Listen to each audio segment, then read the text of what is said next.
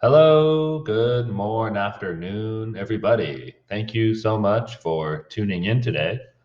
And today we're going to go over some ideas about filler words and pauses. I know earlier in the term, a lot of you mentioned that you want to reduce your use of fillers or your use of pauses. So maybe after this discussion, you'll have a little bit of a different idea about filler words, what purpose they serve, and how you might seek to sound more confident as a speaker in the future. So let's start with filler words, what they are, what purpose they often serve in conversation. So a lot of you have knowledge of the common filler words.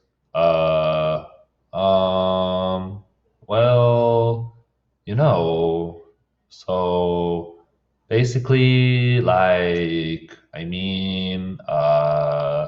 things like this, words that don't really serve a meaning in our sentences, but which we insert anyways when we are in conversation or when we are speaking in front of people. A lot of people, much smarter than me, have written about filler words and what they might mean.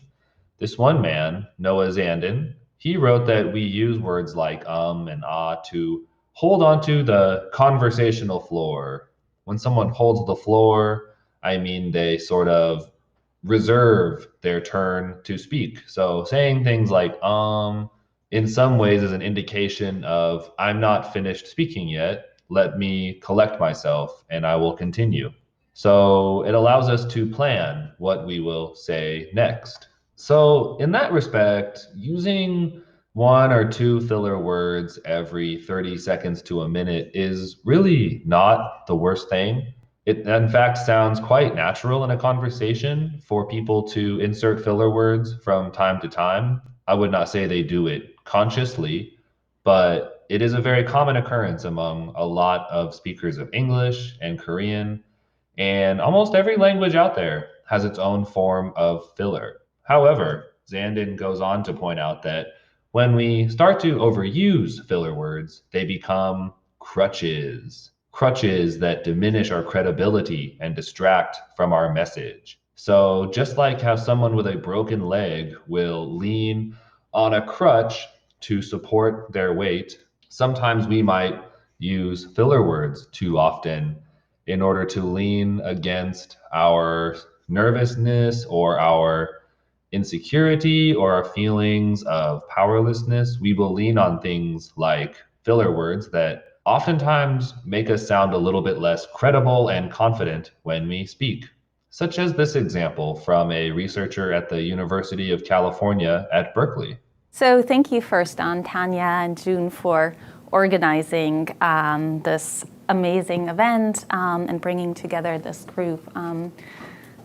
Very important. Thank you.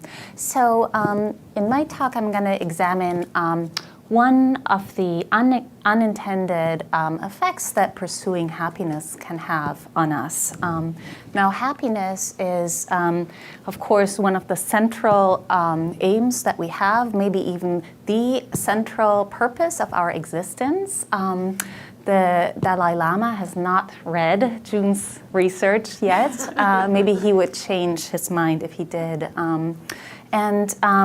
Evidence for the importance of this pursuit is, if anything, sort of increasing as of lately. So we just have to go into Amazon.com to see a great many books that are devoted to helping us understand happiness and helping us become happier.